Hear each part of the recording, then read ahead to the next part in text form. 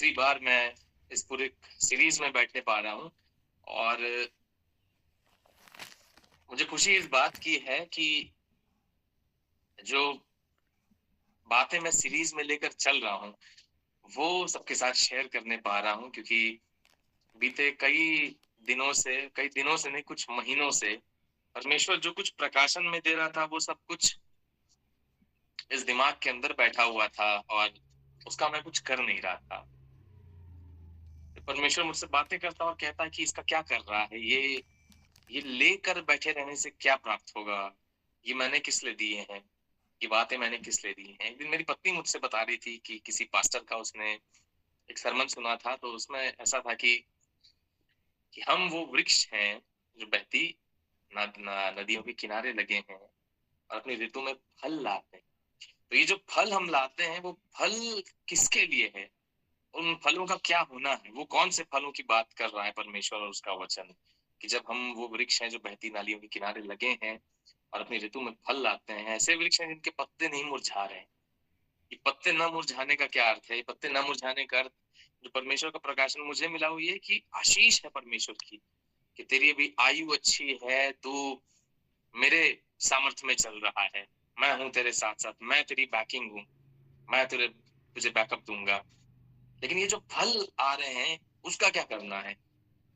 क्या वृक्ष अपने फल खुद खाता है? तो मेरी पत्नी एक दिन मुझको बता रही थी, मुझे ये बात हिट करी, बड़ा स्ट्राइक करी बात मुझको कि मैं भी अपने जीवन में क्या कर रहा हूँ, ये जो बातें परमेश्वर दे रहा है, तो क्या ये सिर्फ मैं अपने दिमाग में लेकर बैठा रहा हूँ, उससे मेरा क्या भला होगा?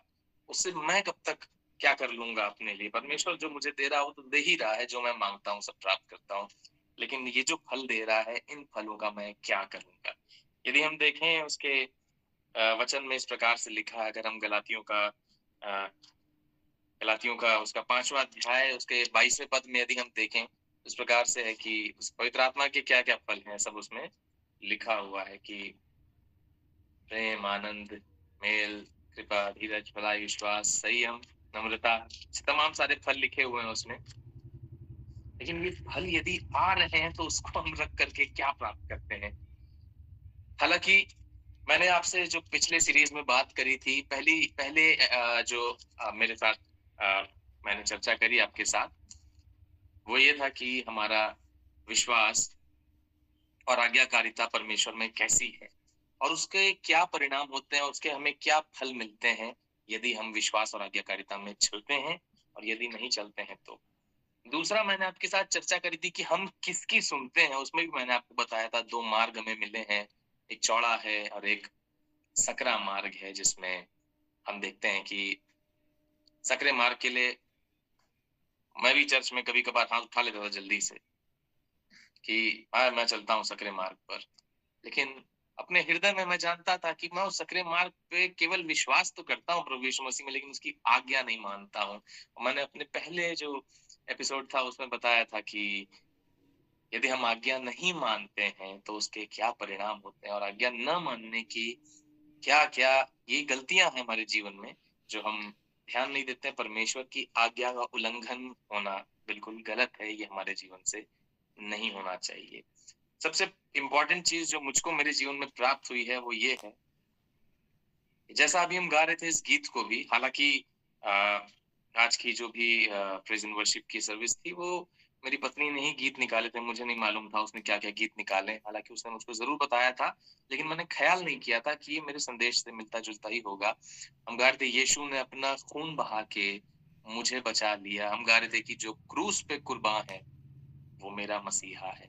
उसने अपना लहू जो हमारे लिए बहाया, वो सिर्फ़ एक इमेजिनेशन में ऐसा नहीं कि वो क्रूस पर इस प्रकार से टंगा हुआ और लहू गिर रहा है ज़मीन पर। उसका अर्थ ये है कि उसके लहू से हमें मोल लिया गया है। इंग्लिश में इस प्रकार से कहते हैं कि ही हैज़ रैंसम्ड अस। उसके पवित्र लहू से उसने हमें मोल ले लिया है। मोल ले लिया है तो अब हम क्या कर रहे हैं उस बात का? और मोल ले लिया है तो आप जानते हैं एक बहुत बड़ी बात मेरे और आपके जीवन के लिए ठहरी हुई है अभी तक। वो है परमेश्वर की दया। वो देखता है हर बार कि ये मेरा बेटा, ये मेरी बेटी, इसको तो मैंने मोल लिया है। मेरे सबसे प्रिय पुत्र, जो सबसे पहलौठा है, उसके लहू से मैंने सबको मोल लेकर रखा है। ये तीसरा जो मैं आज आपसे चर्चा करना चाह रहा हूँ, वो है परमेश्वर की दया। पहला मैंने आपसे बताया, जो हमने बात करी थी, जितने लोग जुड़े होंगे वो जानते हैं कि परमेश्वर की आज्ञाकारिता में रहना और विश्वास से उसके पीछे-पीछे चलना। दूसरा मैंने आपको बताया था कि परमेश्वर हमें 2 मार्ग देता है, एक सकरा है और एक चौड़ा है मार्ग। उसमें हम किस प्रकार से चलने पाते हैं, और सबसे बड़ी बात, जब हम उसमें चल रहे हैं तो हम किसकी सुन रहे हैं? कौन जब हमसे बातें कर रहा है? क्या हम लोगों की सुनते हैं? क्या हम शैतान की सुनते हैं, या फिर हम परमेश्वर की सुनते हैं? ये मेरा और आपका फैसला है। परमेश्वर इसमें दखल-अंदाज़ी नहीं देता है। मैंने आपसे बताया था कि उसने हमें कठपुतलियों की तरह नहीं बनाया, उसने हमें मनुष्यों की तरह रचा, अपने बेटे और बेटी की तरह रचा उसने। उसने ये नहीं कहा कि मैं मेरे हिसाब से तुझे चलना है पूरे जीवन भर, तू मेरे हिसाब से ही चलेगा। आज हम बात कर रहे हैं कि हम अपने हिसाब से चलते रहे। आप शुरू से उठा लीजिए, उत्पत्ति से लेकर बिल्कुल आखिरी तक आ जाइए, प्रकाशित वाक्य तक आ जाइए आप। आप एक चीज़ ज़रूर देखेंगे कि मनुष्य का पाप करना बंद नहीं हो रहा है। बावजूद उसके परमेश्वर बताता है कि प्रभु यीशु मसीह के लहू से मैंने तुम्हें मोल ले लिया है। इतनी बड़ी कुर्बानी कोई नहीं दे सकता है। मुझसे आपसे यदि कोई कह दे कि हमारे हमारे जो बच्चे हैं, उनको बलिदान करके हमें कुछ करना है, क्या करेंगे मैं और आप? भाग खड़े होंगे मैं और आप। बिल्कुल दिमाग काम करना बंद कर देगा, हम अपने सेंस में नहीं रह पाएँगे। हम उस जगह से चले जाएँगे कि नहीं, इस जगह, इस लोगों के बीच हम नहीं रह सकते हैं। लेकिन वो जगत की उत्पत्ति से पहले उसको मालूम था कि क्या होना है, और वो उसके लिए तैयार था। तो मैं आपसे यही शेयर करना चाह रहा हूँ कि उसका लहू जो बहाया उसने, उस लहू से हमें एक बहुत बड़ी चीज प्राप्त हुई है, वो है परमेश्वर की दया। उस दया के अनुसार हम बहुत सारे फलों को पाते हैं, हम बहुत सारी तमाम प्रकार की बीमारियों से छुटकारा पाते हैं, और तमाम बड़े-बड़े कार्य हमारे जीवन में होते हैं। एक और बहुत इंपॉर्टेंट बात है, हम सब जानते हैं कि परमेश्वर को हम क्या जानते हैं, वो कौन है? दया सागर है। विलंब से क्रोध करता है वो, और वो दया सागर है। क्यों दया सागर? सागर का साइज हम जानते हैं कितना विशाल होता है। हमारे सामने एक बड़ा सागर, उसमें पानी भरा हुआ है। यदि हम कहें सागर की बात करें तो बहुत ज्यादा पानी भरा, हम ये जानते हैं कि इतना है कि हम काउंट नहीं कर सकते। बिल्कुल वैसे ही परमेश्वर की भी हम तुलना करते हैं। हालांकि वो सागर से भी बहुत बड़ा है, क्योंकि उस सागर को बनाने वाला भी हमारा परमेश्वर ही, लेकिन उसको हम कहते हैं दया सागर। उसके अंदर बहुत दया है, और ये बात सच है। मैं, आप, जितने लोग यहाँ बैठे हैं, कोई नहीं कह सकता है कि हमने पाप नहीं किया है। हमने कभी ना कभी अपने जीवन में पाप किए हैं, छोटे बड़े। मैं और आप ना डिसाइड कर रहे हैं कौन सा पाप कितना छोटा है या बड़ा है, लेकिन पाप किए हैं। और बावजूद उसके आज मैं और आप यहाँ बैठे हैं, उसकी स्तुति महिमा आराधना करते हैं, उसकी इबादत करते हैं, उसका उद्धार हमें मिला है, उसका प्रकाशन हमें मिलता रहता है, वो ज्ञान हमें देता है, और तमाम बातें वचन से हमें सिखाता रहता है। और ये सब सिर्फ और सिर्फ इसलिए संभव है क्योंकि वो देखता है कि मैंने इस बेटे को, इस बेटी को अपने सबसे पहिलौठे, जो मेरा सबसे प्रिय है, उसके लहू से मैंने इसे मोल लिया है। उस लहू के कारण हमें और आपको एक बात प्राप्त हुई है, उसे कहते हैं दया, मर्सी। इंग्लिश में इस प्रकार से हम कहते हैं। जब मैंने पिछला आपके साथ बातें शेयर करी थी लास्ट मंडे को, मैंने एक चीज बताई थी कि परमेश्वर की दया कैसी है, बहुत ही गहरी है। उसकी दया बहुत गहरी है, उस गहराई का कोई अंत नहीं है, हम उसे माप नहीं सकते हैं। परमेश्वर का सोचना मेरे और आपके सोचने से बहुत फर्क है। मुझे और आपको नहीं मालूम है कल का दिन जो आने वाला है उसमें हमसे पाप होगा या नहीं होगा। कुछ ना कुछ हमसे निकल जाता हमारे मुंह से। प्रभु यीशु मसीह हमको बताता है इस बात को कि जो किसी को मूर्ख भी कहता है वो नरक की आग के दंड के योग्य है। सोचिए हमारे मुंह से कितनी बार निकल जाता होगा मूर्ख दूसरों के लिए। हम बोल देते हैं और हमें लगता है ये गलत बात नहीं, लेकिन प्रभु यीशु मसीह कह रहा है, ये मैं नहीं कह रहा हूँ, ये उसके वचन में लिखा हुआ है इस प्रकार से। आप मत्ती 4, 5, 6 पढ़िएगा। हालांकि आज हम बात कर रहे हैं परमेश्वर की दया के ऊपर। आइए उसके वचन की तरफ हम चलते हैं। लूका 17, हम लूका 17 निकाल लेंगे, उसके 11वें पद से 19वें पद तक। निशी जल्दी से पढ़ देंगी मेरे साथ। 11 से 19। ऐसा हुआ कि वो यरूशलेम जाते हुए सामरिया और गलीली के बीच से होकर जा रहा था। किसी गांव में प्रवेश करते समय उसे 10 कोढ़ी मिले।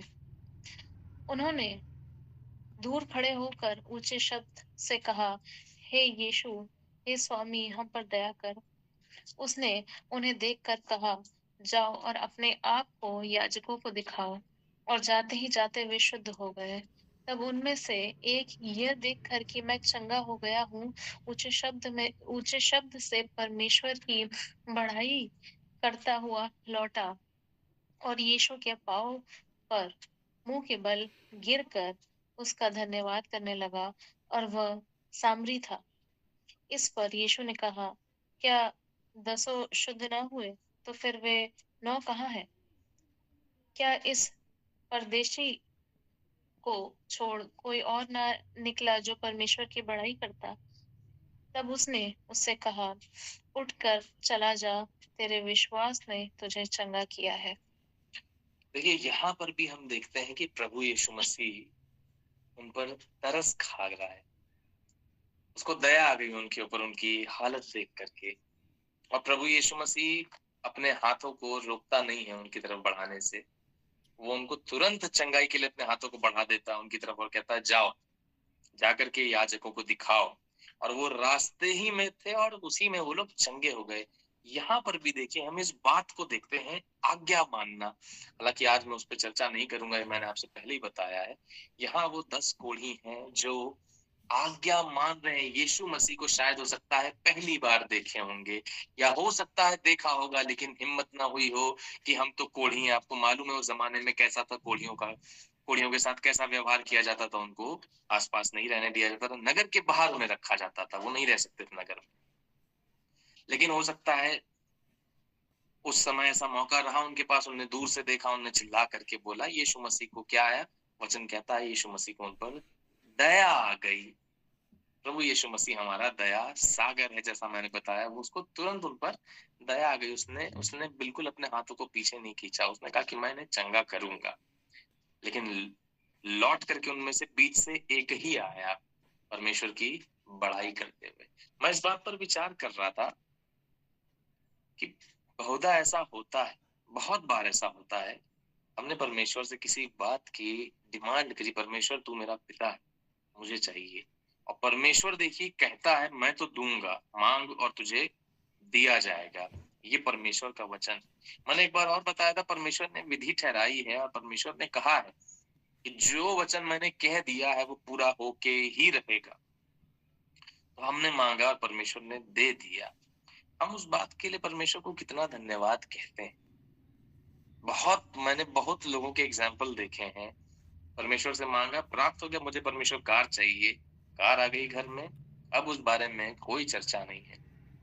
हो सकता है उस समय उनके पास उतना धन ना रहा हो, 20 लाख की कार थी, लेकिन आज प्राप्त हो गई। अब बस हो गया, परमेश्वर मैंने तुझसे मांगा था, मुझे मिल गया, अब मैं अपने हिसाब से चलूंगा।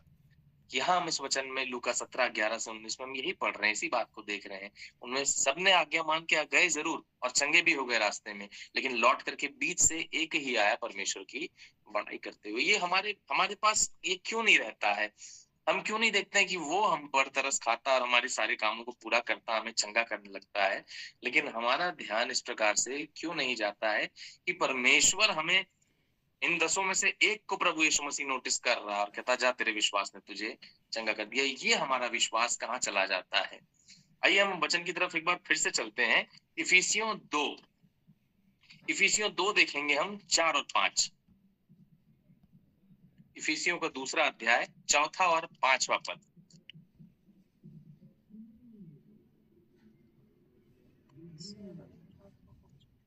परंतु परमेश्वर ने, जो दया का धनी है, अपने उस बड़े प्रेम के कारण जिससे उसने हमसे प्रेम किया, जब हम अपराधों के कारण मरे हुए थे, तो हमें मसीह के साथ जिलाया।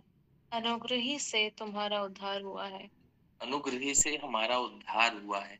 वो अनुग्रह कब आ रहा है हमारे ऊपर? परमेश्वर जो दया का धनी है। फिर से इस बात को हम देखते हैं वचन में कि परमेश्वर क्या है? दया का धनी है। मैंने आपसे बताया वो मेरे और आपके ऊपर कि मेरे बेटे का लहू इस पर लगा है, मेरे बेटी के लहू से इसे छुड़ाया गया, इसे बचाया गया है। इसलिए मेरा पवित्र आत्मा आ जाकर के इसके पास ठहरा हुआ है। परमेश्वर जो दया का धनी है, दया का धनी है, और इसलिए उसके अनुग्रह से आज मैं और आप अपने जीवन में खुशहाल हैं। मैं आपसे बताना चाह रहा हूं कि ये वचन ही हमसे बताता है कि ऐसा कोई भी हमारे जीवन में आज तक ऐसी बात जो हमें लगता है ये बहुत बुरा हुआ मेरे साथ, ऐसी कोई भी बात नहीं होगी जो घटी हमारे साथ और वो इतनी बड़ी हो जितना मेरे और आपके प्रभु यीशु मसीह ने सहा है।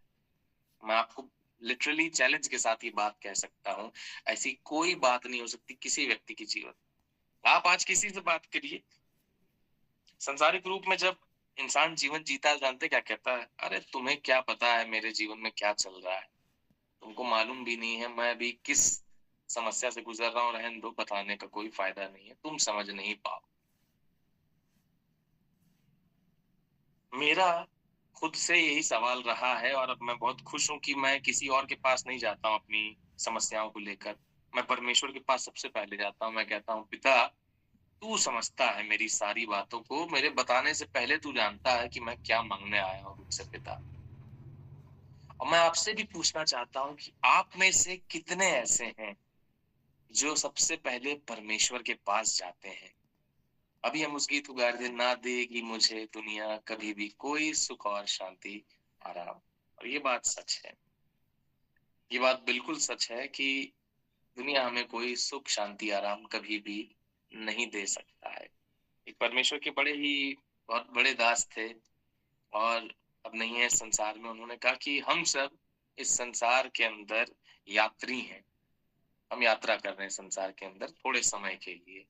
हमारा असल जो डेस्टिनेशन है, जहां हमें पहुंचना है, वो परमेश्वर के पास है। मैंने पिछले बार भी आपसे बताया था कि प्रभु यीशु मसीह हमसे बहुत प्यार करता है, जानते हैं? वो इतना दया खाता हमारे ऊपर, वो इतना तरस खाता हमारे ऊपर कि उसका प्यार कभी बंद ही नहीं हो सकता है। मैं किसी से शेयर कर रहा था एक बात और मैंने बड़ा ये मुझे खुशी हुई कि पवित्र आत्मा प्रकाशन देता है हमें। उस व्यक्ति से मैं बता रहा था कि आप कभी भी परमेश्वर के प्रेम से बच के भाग नहीं सकते। एक होता है ना, मैं भाग रहा हूँ, मेरे पीछे कोई पड़ा हुआ है, हो सकता है मैं उससे बच जाऊं या हो सकता है मैं उससे ना बच पाऊं। लेकिन परमेश्वर से आप कभी भी नहीं छिप सकते हैं। आप किसी भी अंधकार में चले जाइए, आप नहीं छिप सकते हैं। ये परमेश्वर का वचन है। आप किसी ऊंचाई पर चले जाइए, वहां पर वो आपको मिलेगा। आप किसी गहराई में उतर जाइए, वहां भी वो है। तो आप उसके प्यार से कभी भी छिप नहीं सकते हैं, आप बच नहीं सकते हैं उसके प्यार से। और ये इसलिए है क्योंकि हमारा परमेश्वर हम पर दया खाता है। वो भी जानता है कि हम मिट्टी से बने हैं, हम पाप से जन्मे हैं, हमें गलतियां हैं, कुछ ऐसी बातें हैं जो ठीक नहीं है। लेकिन वो ये देखता है कि उसके बेटे का यानी कि प्रभु यीशु मसीह का लहू हम पर लगा है, जिसके कारण हम मोल लिए गए हैं और वो हम पर तरस खाता है। आइए हम वचन की तरफ फिर से चलते हैं। मत्ती 9 निकाल लेंगे मेरे साथ। मत्ती 9 10 से 13। मत्ती 9 10 से 13 जल्दी से पढ़ देंगे।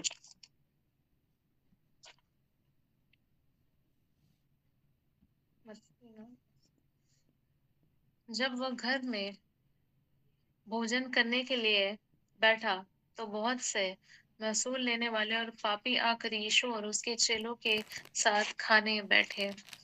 यह देखकर फरीसियों ने उसके चेलों से कहा, तुम्हारा गुरु महसूल लेने वालों और पापियों के साथ क्यों खाता है? यह सुनकर यीशु ने उनसे कहा, वैद्य भले चंगे के लिए नहीं परंतु बीमारों के लिए आवश्यक है। इसलिए तुम जाकर इसका अर्थ सीख लो। मैं बलिदान नहीं परंतु दया चाहता हूँ, क्योंकि मैं धर्मियों को नहीं परंतु पापियों को बुलाने आया हूँ। यहाँ पर प्रभु यीशु मसीह के इस स्टेटमेंट पर ध्यान दीजिए, मैं बलिदान नहीं परंतु दया को चाहता हूँ। प्रभु यीशु मसीह बता रहा है वैद्य किसके लिए आता है? रोगियों के लिए आता है, उनके लिए नहीं जो चंगे हैं। ठीक उसी प्रकार हमारा प्रभु यीशु मसीह भी जब इस संसार में आया है तो उनके लिए आया था जो पापी हैं। और लोग उस पर ऑब्जेक्ट कर रहे हैं और कह रहे हैं कि ये क्या कर रहा है प्रभु यीशु मसीह, पापियों के साथ भोज कर रहा है बैठ कर।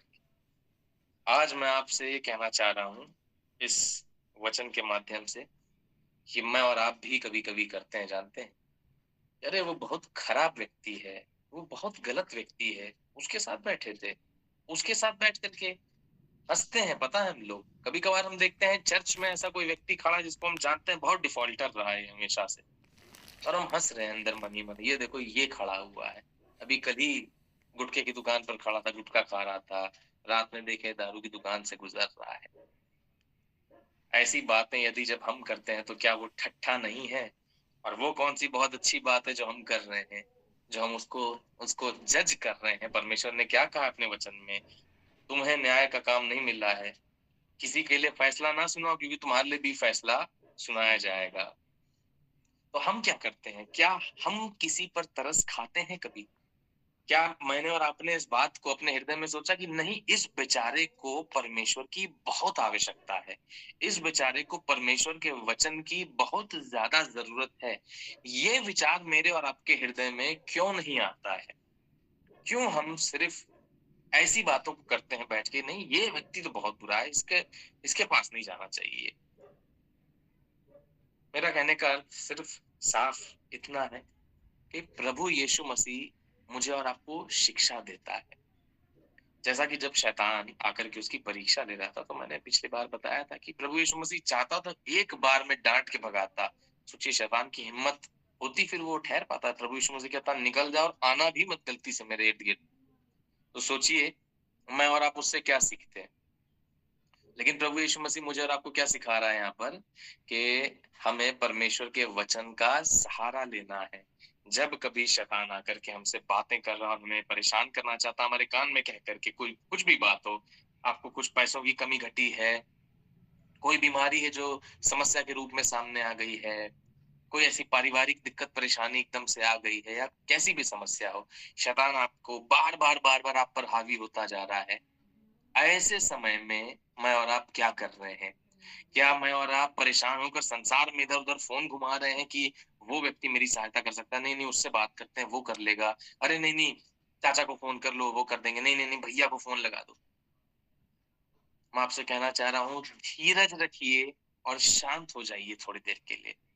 आप बैठ जाइए अपने कुर्सी पर और बैठ कर के कहिए पिता परमेश्वर, मेरा विश्वास तुझ में है, केवल तुझ में है। अभी मेरा ध्यान कहीं नहीं है पिता। उसकी स्तुति महिमा आराधना करने लगी है, आप जानते हैं? जब बहुत परेशान हो रहे हो ना, उसकी स्तुति महिमा आराधना कर ले, कुर्सी खींच के बैठ जाएगी। और शैतान से कहिए जितना घूमना है तुझको घूम-घूम के मेरे कान के आस-पास, जो बोलना है बोलता रहे। मेरा ध्यान परमेश्वर पर है, मैं वहाँ मगन हूँ। और आप देखिएगा एक बहुत बड़ा चमत्कार आप देखेंगे उसी क्षण, उसी घड़ी आप देखेंगे। जानते हैं क्यों? क्योंकि परमेश्वर आप पर दया रखता है। वो दया का सागर है, वो देखता है इस बात को। नहीं ये मेरा बच्चा है, मैं नहीं इसको छोड़ दूंगा। वो तरस खाता है मेरे और आपके ऊपर। वो कहता ना, मैं इसको अभी यहाँ से बचा करके निकालूंगा। शैतान मेरे बच्चे को नहीं ट्रबल कर पाएगा। वो देखता है। हम सब ने अय्यूब की पुस्तक पढ़ी है, हम सब जानते हैं कि शैतान उसको फरमाना चाह रहा था, लेकिन अय्यूब पीछे न हटा। उसने परमेश्वर के लिए ऐसा कुछ भी ना कहा। मैं बहुत सारे ऐसे लोगों को जानता हूँ जो कहते हैं यदि परमेश्वर होता तो मेरे साथ ये ना होता, और परमेश्वर है तो मेरे साथ ये क्यों हो रहा है, क्या कारण है? मैं ऐसे लोगों को यही समझाता हूँ, आपने वचन कितना पढ़ा है? क्या आपने वचन पर ध्यान दिया? क्या आपने उस पर मनन किया? एक बार भी आप परमेश्वर के पास गए बात करने के लिए? क्या आपने अपनी बात उसके सामने रखी? वो तो दया सागर है। वो तो आपकी प्रार्थना सुनता है और हाँ और आमीन में उत्तर भी देता है। तो क्यों नहीं गए थे अब तक उसके पास? एक बात थोड़ा सा टॉपिक से हटकर आपको बताना चाह रहा हूँ। ऐसा भी हुआ वचन में हम देखते हैं इस बात को कि पवित्र आत्मा यदि आपसे नाराज हो जाए, आप जानते हैं ना, एक ऐसा पाप है जिसकी कोई क्षमा नहीं है। अगर आपको पता हो तो वचन बताता है, एक ऐसा पाप है जिसकी कोई क्षमा नहीं है, और वो क्या है? पवित्र आत्मा का निरादर करना, पवित्र आत्मा के साथ खराब व्यवहार होना आपका। कैसे पता चलेगा पवित्र आत्मा के साथ मेरा खराब व्यवहार है? जानते हैं, वो हमारे एक्शंस, हमारे जो काम होते हैं जीवन के ना, जब हम पवित्र आत्मा को सिर्फ ढकेलते रहते हैं कि ना, मैं नहीं सुनूंगा तेरी, वो है पवित्र आत्मा को अपने जीवन से दूर कर देना। फिर पवित्र आत्मा आपके विरुद्ध खड़ा हो जाएगा और आपसे लड़ेगा। अब आप अपने हृदय में सोच कर देख लीजिए इस बात को, एक तरफ पवित्र आत्मा खड़ा, एक तरफ आप खड़े हुए हैं, लड़ लेंगे उससे? है इतनी शरीर में ताकत? कौन ऐसा, कौन, कोई एक मनुष्य बता दीजिए जो पवित्र आत्मा से लड़ सकता है? चलिए, कोई पुरुष पुरुष दो खड़े हैं सामने, दो महिलाएं खड़ी हैं, आपस में लड़ लें, एक बात समझ में आएगा, कोई एक जीत जाएगा। यहाँ तो हम जानते हैं अपने हृदय में इस बात को कि यदि हम पवित्र आत्मा से लड़ रहे हैं खड़े होकर के, तो कौन जीतेगा उसमें? पवित्र आत्मा ही जीतेगा। हम क्या कर लेंगे मैं और आप? और जानते हैं इसका अर्थ असल में क्या है? इसका अर्थ मैं आपको आज समझाता हूँ, जो मैं भी नहीं समझ पाता था। मैं सोचता था कि आखिर क्या कारण है कि पवित्र आत्मा मेरे खिलाफ लड़ेगा खड़े होकर? मैं समझ ही नहीं पा रहा हूँ इस बात को।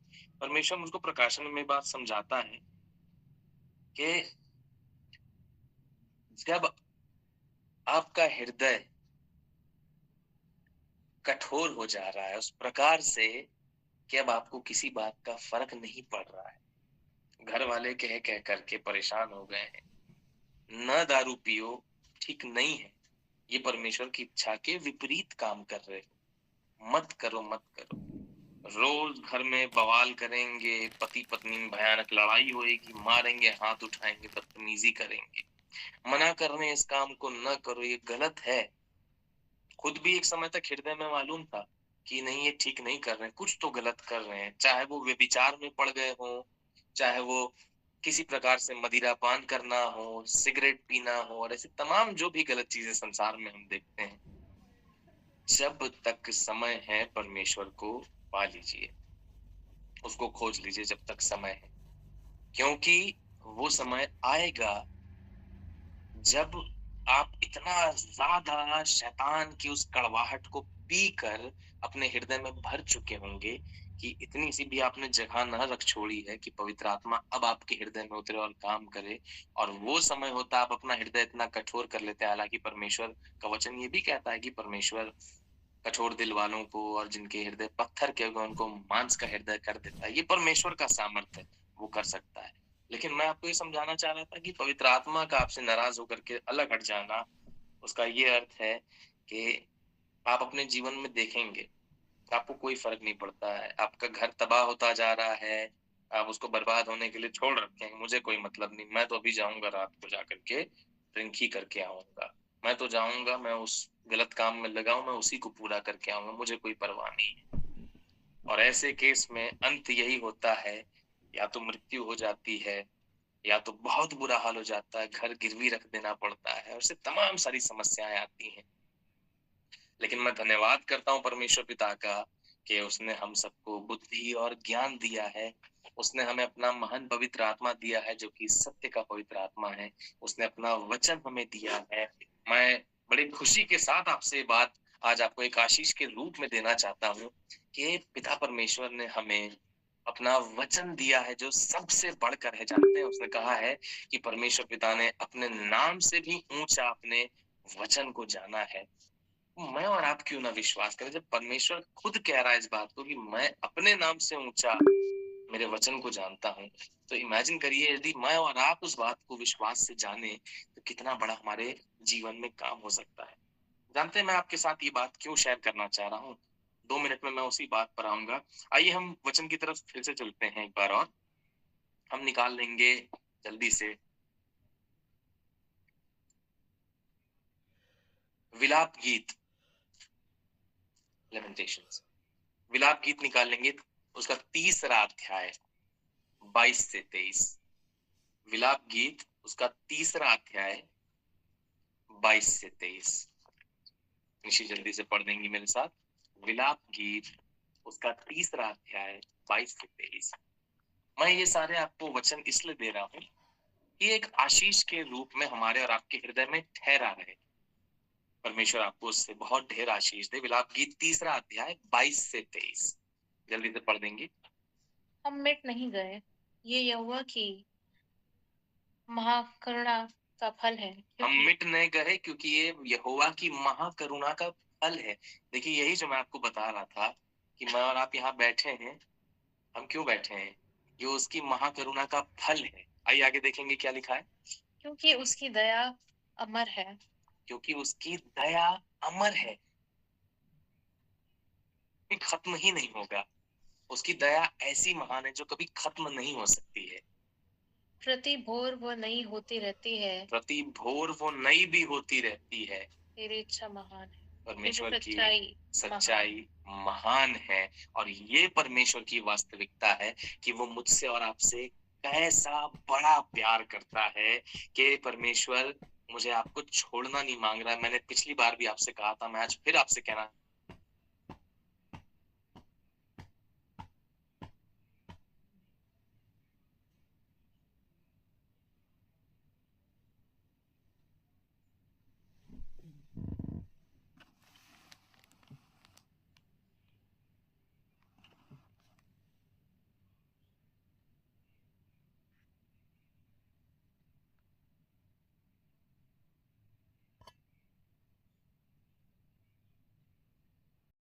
दयावंत है, क्योंकि उन पर दया की जाएगी। धन्य है वे जो दयावंत हैं क्योंकि उन पर दया की जाएगी। मैंने आपसे पहले ये सवाल किया कि मैं और आप क्या किसी पर दया करते हैं? दया करने का क्या अर्थ है?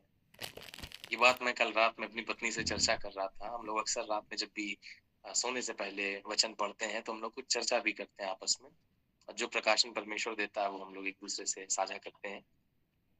दया करने का क्या अर्थ है? मैंने किसी भिखारी को देखा, या मैंने किसी गरीब व्यक्ति को देखा, या मैंने किसी ऐसे को देखा जो बहुत चोटिल था, तो मैंने उसके लिए जाके कुछ कर दिया। अमूमन लोगों का यही मानना है कि उसको जरूरत थी, मैं जरूरत पर उसके लिए खड़ा रहा, ये मेरे तरफ से एक दया का मैंने संदेश दिया। ठीक है, यही मैं आपसे अभी थोड़ी देर पहले ही चर्चा कर रहा था कि जो व्यक्ति बहुत खराब स्वभाव का है, जिसको हम जानते हैं कि नहीं ये एक नंबर का ऐसा व्यक्ति है कि ये ऐसे ऐसे काम करता है, वैसे वैसे काम करता है, जिसके लिए हम बैठ के ठट्ठा जरूर उड़ाते हैं, लेकिन उसके लिए क्या मैंने और आपने कभी दया रखी है अपने हृदय में? क्या परमेश्वर के वचन को हम सुन रहे हैं ठीक से? क्या हमने अपने दिमाग को और अपने विचारों को इतना लिमिटेड कर लिया है कि हम केवल ले दे करके एक दो बातों पर ही ठहर गए हैं? फिर से पढ़ेंगे एक बार मेरे साथ, मत्ती 5 उसका 7। धन्य है वे जो दयावंत है, क्योंकि उन पर दया की जाएगी।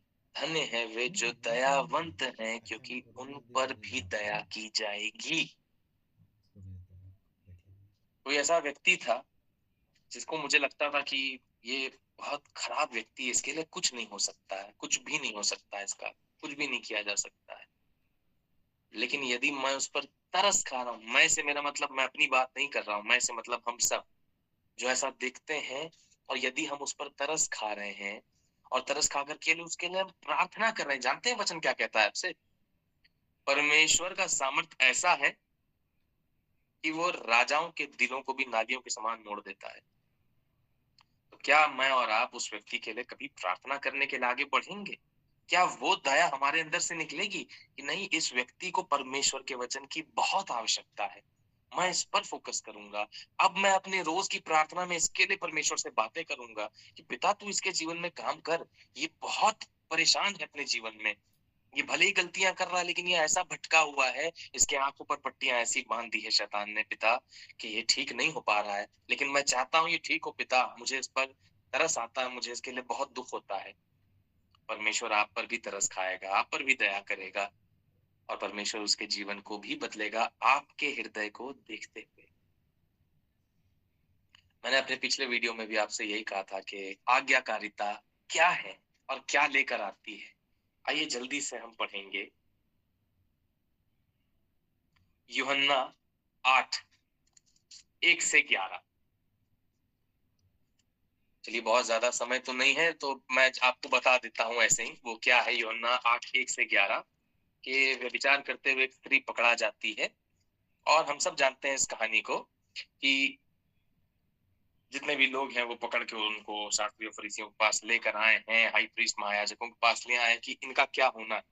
और वो जल्दी से आते हैं कि चलो यही मौका है प्रभु यीशु मसीह का टेस्ट किया जाए, चल के अब देखते हैं यीशु मसीह क्या करेगा। ये बहुत बड़ा अपने आप को टीचर बनता है ना, अब देखते हैं कि क्या करेगा। और उस वक्त प्रभु यीशु मसीह उसको बचा लेता है। हम सब जानते हैं इस बात को, कैसे बचा लेता है वो कहानी आप जानते हैं।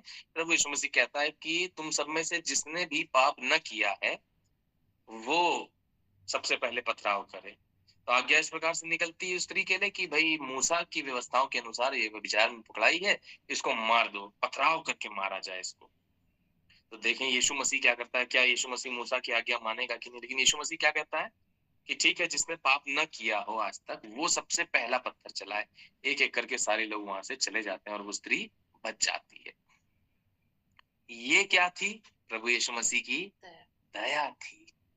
मैंने और आपने किसी व्यक्ति के जीवन को देख करके जल्दी से एक फैसला दे दिया, ये व्यक्ति ऐसा व्यक्ति है, अरे इसने ये काम किए हैं, अरे तुमको पता है उसका इस प्रकार से चरित्र है, अरे तुमको पता है वो ऐसे ऐसे करता है। कौन है मैं और आप? मैं और आप कितनी आज्ञा मानते हैं परमेश्वर की? इस बात पर क्यों नहीं कोई विचार करता है? मेरा कहना देखिए बिल्कुल स्ट्रेट इसलिए है क्योंकि परमेश्वर जो बातें मुझको बताता है और सिखाता है वो मुझे भी डांट कर ही सिखाता है। कुछ कुछ बातें वो मुझको प्यार से नहीं सिखाता है और डांट कर ही सिखाता है। और मैं इस बात को अपने हृदय में ग्रहण करता हूँ कि ये बात बिल्कुल ठीक कर रहा है तू परमेश्वर। मैं तो उस लायक नहीं हूँ कि इन बातों को प्यार से ही सीखूं।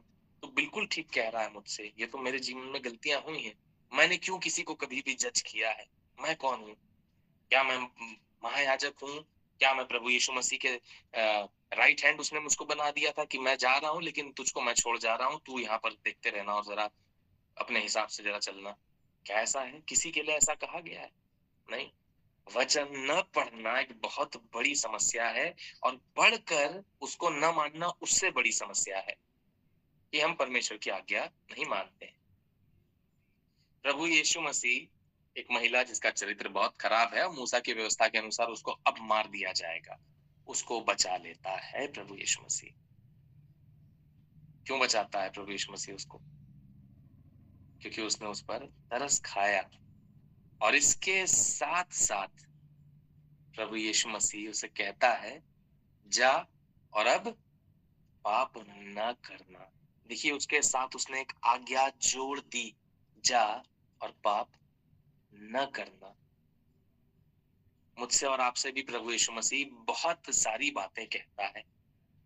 मैंने आपसे बताया था कि हम खुशी खुशी पढ़ देते हैं, तू जिस काम में हाथ डाले तुझे सफलता मिलेगी और तेरे मार्ग में प्रकाश होगा। लेकिन उससे ऊपर जो लिखा हुआ है कि यहोवा के सामर्थी हाथों के तले नम्र और दीन बनकर भी ठहर, वो कितना मानते हैं मैं और आप?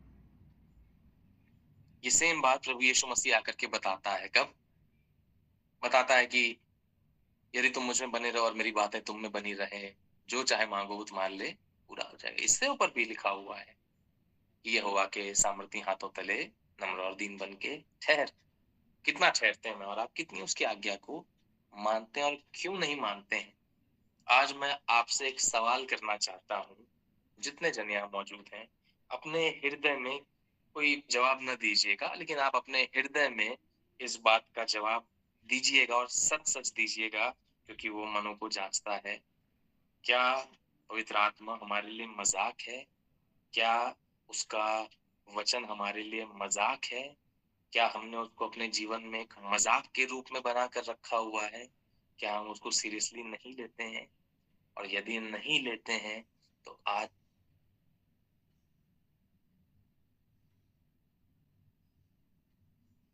पिता परमेश्वर, मुझसे जो गलती हुई थी यहोवा पिता, वो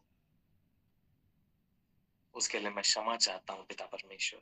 उससे आज बात करिए, अपने सच्चे हृदय से जाइए, उसके पास लौटिए और वो आप पर भी दया करेगा। जानते हैं, हमारे हृदय में एक बात बैठी हुई है, प्रभु यीशु मसीह ने मेरे लिए लहू बहाया है, मेरे पाप क्षमा हो जाएंगे। क्या मैंने और आपने देखा है अंत का दिन कब आएगा?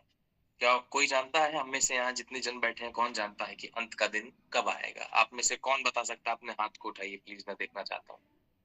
कोई व्यक्ति अपने हाथ को नहीं उठा सकता है। आप अपने हृदय में भी नहीं कह सकते कि मैं जानता हूँ। कोई नहीं जानता, सिर्फ पिता जानता है वो दिन कब आएगा, और चोर की नहीं वो दिन आएगा। हम सब एक बात और जानते हैं। चलिए और थोड़ा सा आगे बढ़ते हैं। जो मैं आपको समझाना चाह रहा हूँ, जिस बात पर आना चाह रहा हूँ मैंने आपसे क्या बताया? परमेश्वर की दया ऐसी बड़ी दया है कि वो किसी को भी क्षमा कर सकता है। वो क्रूस पर जो उसके साथ दो अपराधी भी टंगे हुए हैं, उनमें से एक को कहता है तेरे अपराध क्षमा कर दिए गए हैं, आज ही तू मेरे साथ स्वर्गलोक में होगा। वो कभी भी किसी को क्षमा कर सकता है। ये उसकी सामर्थ है, ये उसका प्यार है, ये उसकी दया है, ये उसका अनुग्रह है, ये उसकी इच्छा है। उसे कोई नहीं बदल सकता है। मेरे और आपके सोचने के अनुसार वो नहीं चलता है। लिखा है ना वचन में कि मेरी गति और उसकी गति में जमीन आसमान का फर्क है। मेरे जो विचार हैं, मेरी जो बुद्धि ज्ञान है, उसका 1% भी नहीं है जो वो सोचता है। मैंने पहले भी आपसे बताया था कि दमिश्क की तरफ जब पौलुस जा रहा था, उस समय उसका नाम पौलुस नहीं, उसका नाम शाऊल है। शाऊल जा रहा है, और किस लिए जा रहा था? धर्मियों को सर्वनाश करने के लिए। ऐसे समय में प्रभु यीशु मसीह उसको प्रकाशन देता है। मुझसे एक व्यक्ति ने एक बार बोला था कि इसका मतलब अगर मैं बहुत पापी रहूंगा तो प्रभु यीशु मसीह मुझको आकर के प्रकाशन देगा, तो मेरा जीवन ऐसे ही ठीक है, फिर तो प्रभु यीशु मसीह से मैं मिल लूंगा।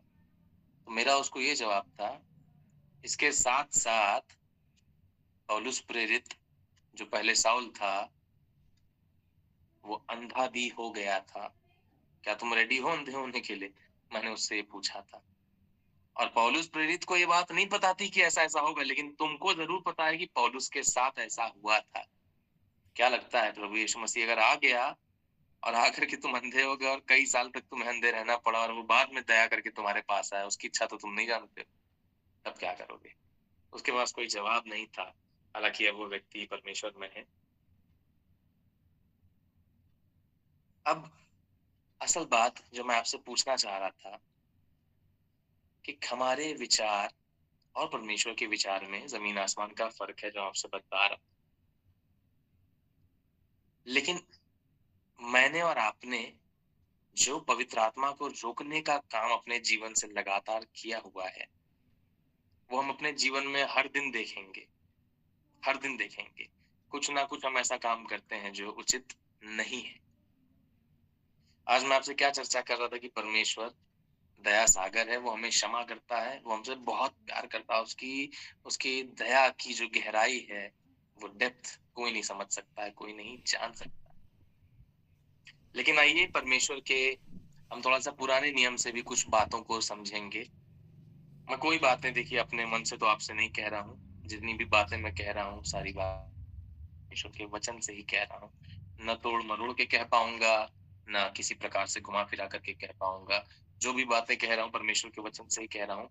और मेरी यही आशा है कि आप उस बात को अपने उस हृदय रूपी भूमि पर अच्छे बीज की तरह उसको ले लें कि परमेश्वर का वचन आपके जीवन में 100 गुना फल लेकर आए। मेरी बस यही आशा है।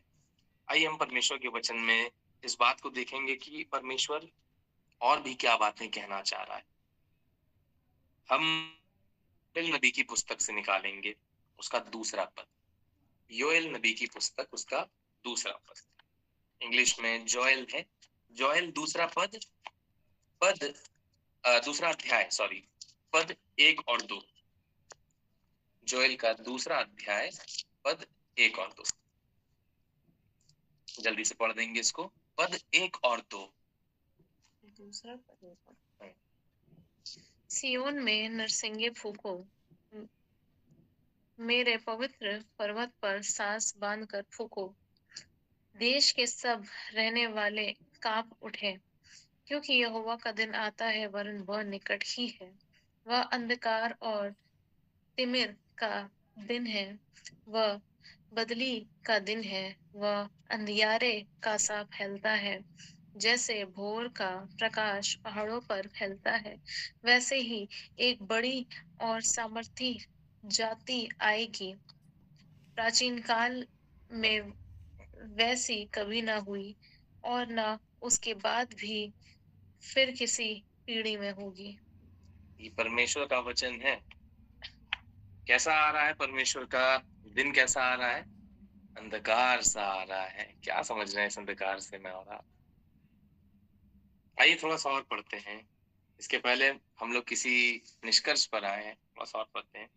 आमोस नबी की हम निकाल लेंगे। आमोस नबी की पुस्तक निकाल लेंगे, उसका 5वां अध्याय का 18वां पद। आमोस 5वां अध्याय का 18वां पद निकाल लेंगे। जोर से पढ़ देंगे उसको प्लीज। हाय तुम पर जो यहोवा के दिन की अभिलाषा करते हो। हाय तुम पर जो यहोवा के दिन की अभिलाषा करते हो। क्यों कह रहा है परमेश्वर का नबी इस बात को इस प्रकार से कि हाय तुम पर? आप सोचिए इस बात को कि परमेश्वर के दिन के लिए मैं क्यों ना इंतजार करूं? परमेश्वर से मिलना है मुझको इस दिन। लेकिन कह रहा है हाय तुम पर जो परमेश्वर के दिन की अभिलाषा करते हो। यहोवा के दिन से तुम्हारा क्या लाभ होगा? यहोवा के दिन से तुम्हारा क्या लाभ होगा? वो तो उजियाले का नहीं, अंधियारे का दिन होगा। वो तो उजियाले का नहीं लेकिन अंधियारे का दिन होगा। क्यों ऐसी बातें परमेश्वर के नबी मुझे और आपको बता रहे हैं? क्या कहना चाह रहे हैं मुझसे और आपसे वो? आइए जल्दी से हम एक पद और पढ़ेंगे। सपन्याह की पुस्तक निकाल लेंगे। सपन्याह की पुस्तक, जफन्याह, उसका पहला अध्याय। सपन्याह की पुस्तक उसका पहला अध्याय 14 और 16, उसका 14 से लेकर 16वें पद तक। सपन्याह की पुस्तक उसका पहला अध्याय 14 से 16 तक। यहोवा का भयानक दिन निकट है। यहोवा का भयानक दिन निकट है। वह बहुत वेग से समीप चला आता है। बहुत वेग से समीप चला आता है। यहोवा के दिन का शब्द सुन पड़ता है। वहाँ वीर युद्ध के मारे चिल्लाता है।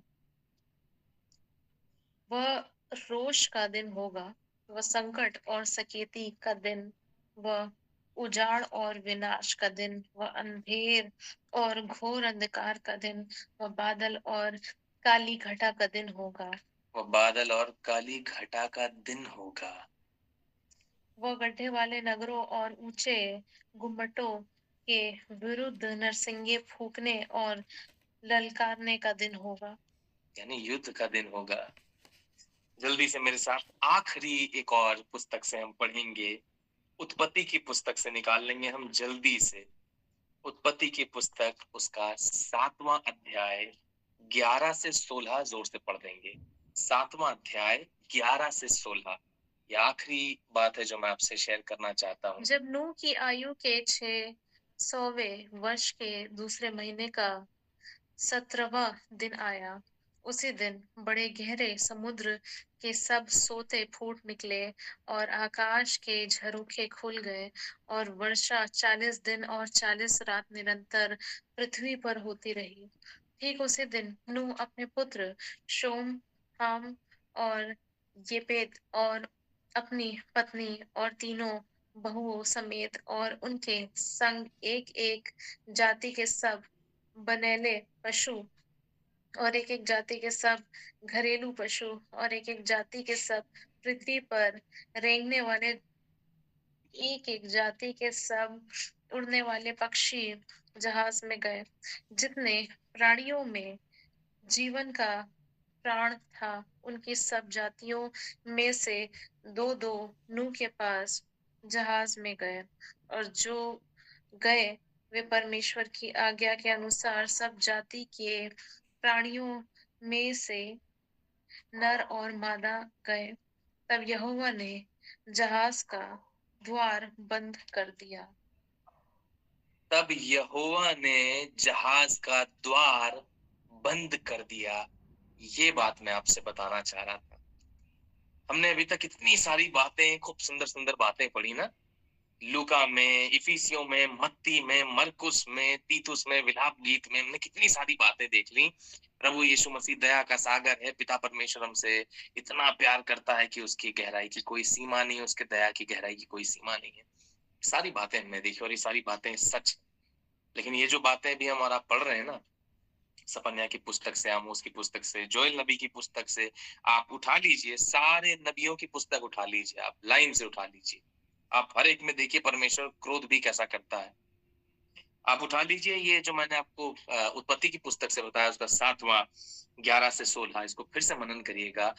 द्वार किसने बंद किया? नूह ने नहीं बंद किया द्वार अंदर से, यहोवा ने द्वार को बंद कर दिया। क्या मैं और आप तैयार हैं इस बात के लिए कि कोई वो अचानक से वो दिन ना आ जाए, वो घड़ी ना आ जाए और यहोवा उस द्वार को बंद कर दे, बोले अब बाहर ही खड़ा रहे, जब तक समय था अंदर आने का, जब मैं कह रहा था आने के लिए, तब तो तू आया नहीं। क्या मैं और आप तैयार हैं इस बात के लिए? जानते हैं, मैंने आपको लास्ट जो स्टेटमेंट दिया था अपने पिछले बार के सेशन में, उसमें मैंने आपसे कहा था कि परमेश्वर की जो दया है, उसकी गहराई की कोई सीमा नहीं है। लेकिन मैंने उसके साथ एक और बात कही थी, अगर जितने लोग जुड़े थे, अगर आपको याद हो, आप उसके वचन को सच में सुनते हैं, तो आपको ख्याल होगा मैंने कहा था, लेकिन उसका न्याय सच्चा है और पूरा होके ही रहेगा। मैंने एक बात देखी है और ये बहुत अच्छी बात है, आपके पासवान को, आपके प्रचारकों को आपको प्रोत्साहित करना चाहिए। मैं भी आपको प्रोत्साहित करना चाहता हूँ। मैं कोई बहुत बड़ा पास्टर या प्रीचर नहीं हूँ, मेरे दोस्तों, भाइयों, बहनों, मैं कोई बहुत बड़ा पास्टर या प्रीचर नहीं हूँ। मैं परमेश्वर का बेटा जरूर हूँ, आपके ही तरह। आप भी परमेश्वर के बेटा और बेटी हैं, मैं भी आपका एक भाई हूँ उनमें से। और ऐसा नहीं कि परमेश्वर मुझे किसी बहुत बड़े काम के लिए उठा लाया, आपको भी वैसे ही उठा रहा है वो। मैं अपने जीवन में एक बात मांगता था परमेश्वर से, जानते हैं क्या?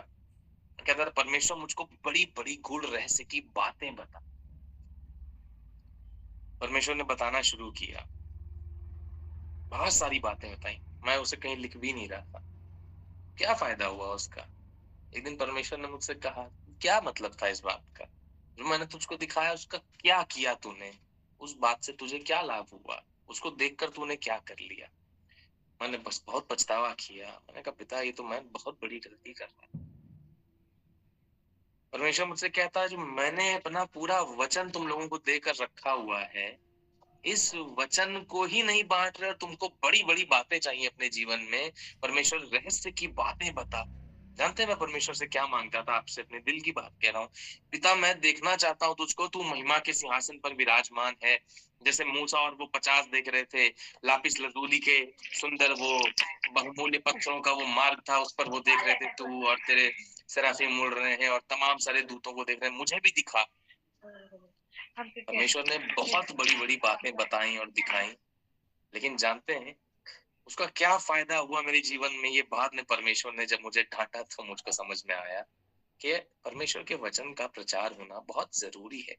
जो बातें परमेश्वर कह रहा है, जो बातें वास्तविक बातें हैं, उसका उसका प्यार सच्चा है, उसकी दया सच्ची है, उसका अनुग्रह सच्चा है। वो चाहता है आप बहुत अच्छे फाइनेंसेस में रहें, वो चाहता है आपके पास बहुत अच्छा बैंक बैलेंस रहे, जानते हैं, वो चाहता है आप बहुत अच्छी जॉब करें, वो चाहता है आप बहुत अच्छे पति पत्नी के समान रहें, वो चाहता है आप बहुत अच्छे भाइयों की तरह मेल मिलाप वाला जीवन जिएं, वो चाहता है आप अपने माता पिता का आदर करें। लेकिन वो आपको ये भी बताना चाह रहा है कि उसका न्याय सच्चा है। कब तक भागेंगे उस न्याय से? मैंने आपसे कहा ना, आप उसके प्यार से नहीं भाग सकते हैं, लेकिन कहीं ऐसा ना हो देरी हो जाए। क्या आप जानते हैं कि कल वो दिन होगा, या परसों वो दिन होगा, या अभी अगले 1 घंटे बाद वो दिन होगा? मैं और आप तो बैठ करके बहुत अच्छा भोजन खा रहे थे, बिरयानी खा रहे थे, चिकन टिक्का खा रहे थे बैठ करके, दुनिया भर के सुख सुविधाओं में बैठे थे, हम टीवी देख रहे थे, बैठ के एंजॉय कर रहे थे, और अचानक से वो दिन आ गया। हाय हाय करते फिरेंगे सारे लोग, और क्या होगा इस बात से, क्या भला हो जाएगा? आज ही मैं अपनी पत्नी से इस बात को चर्चा कर रहा था। जानते हैं, मैंने उसको बोला कि जब वो दिन आएगा, अंत का दिन, तो मुर्दे जी उठेंगे। कितने लोग परमेश्वर के वचन में विश्वास रखते हैं? अपने हाथों को उठा सकते हैं। कितने लोग परमेश्वर के वचन में विश्वास रखते हैं? कितने लोग मानते हैं कि हाँ, सच में मुर्दे जी उठेंगे? जी उठेंगे ना? किस लिए जी उठेंगे, क्या लगता है?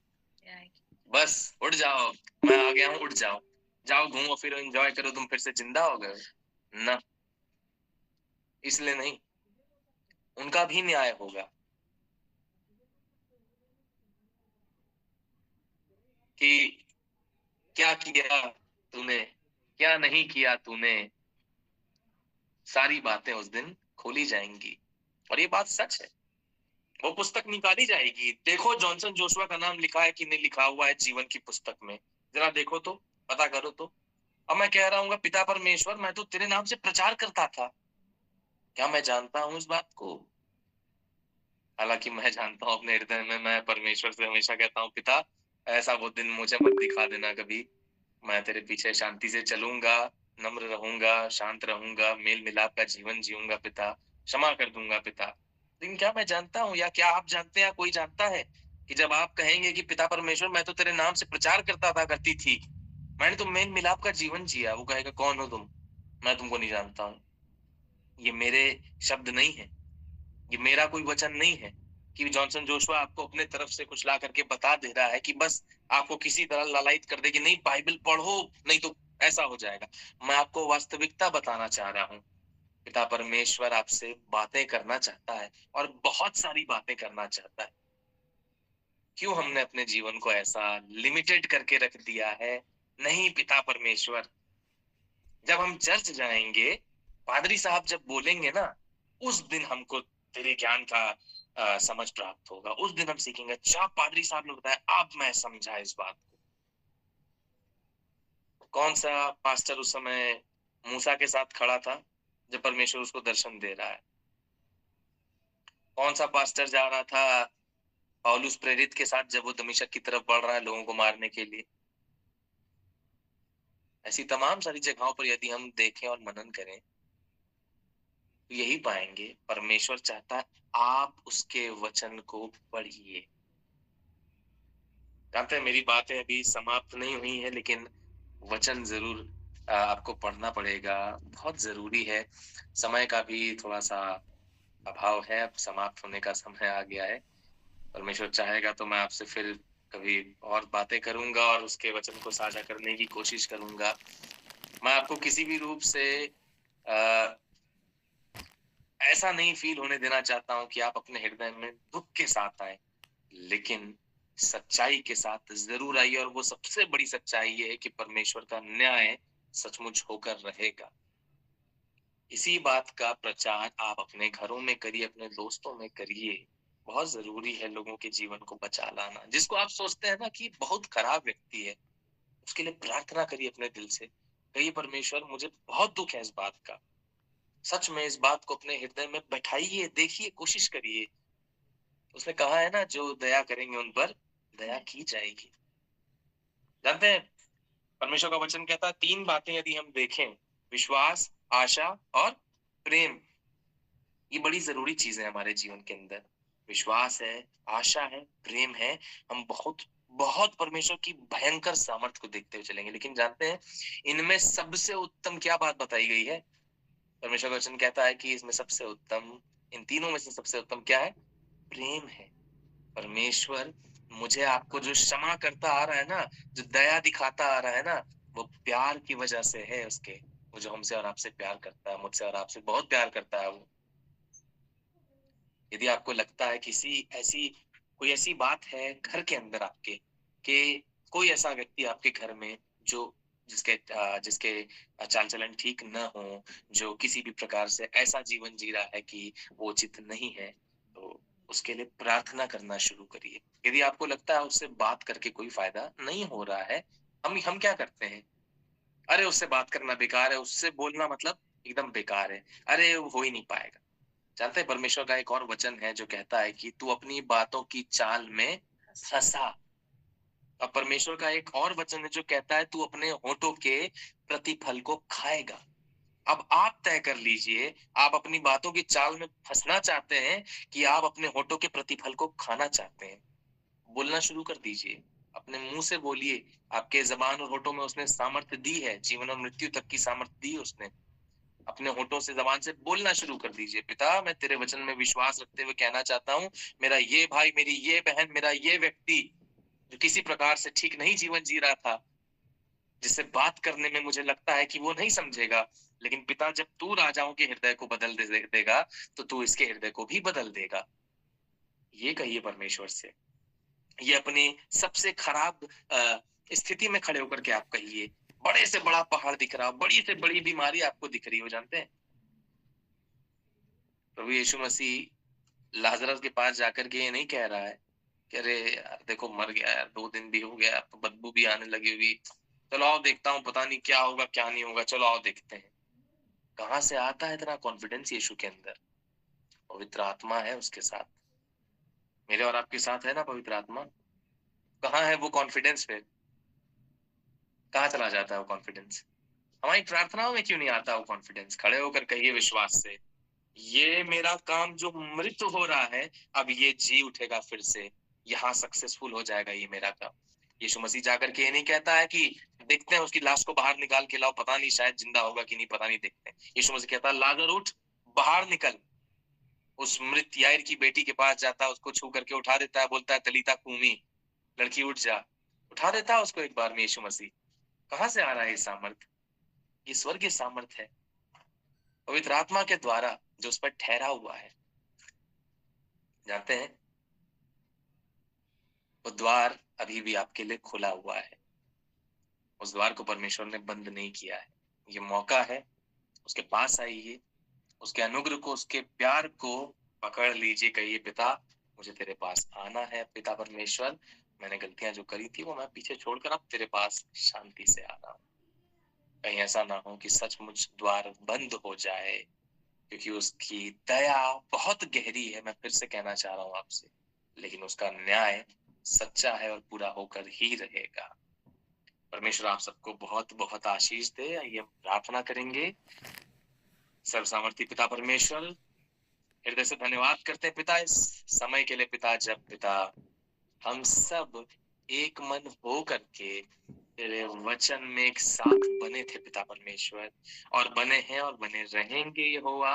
जब तक तेरा पवित्र आत्मा पिता हमें प्राप्त हो रहा है उसे पाते रहेंगे। जब तक तेरे वचन से हम तुझे पा सकते हैं हम तुझे पाते रहेंगे यहोवा। पिता आज जितनों ने, चाहे वो मैं खुद क्यों ना हूं पिता परमेश्वर, और जितने लोग यहाँ मौजूद हैं जिनने तेरी स्तुति महिमा आराधना सच्चे हृदय से करी, जिन्होंने अपने हृदय को आज खाली कर दिया है पिता परमेश्वर, उन्होंने कहा कि हम अपने हृदय में कोई ऐसी बात नहीं रखेंगे जो अनाज्ञाकारिता है, और पिता की आज्ञा को मानेंगे। जिनने अपने हृदय को तेरे लिए खोल दिया पिता, उन्हें दे आज तेरे ये वचन पिता उस प्रकार से उनके हृदय रूपी भूमि पर गिरे पिता परमेश्वर, जो 100-100 गुना ही फल लाए पिता परमेश्वर।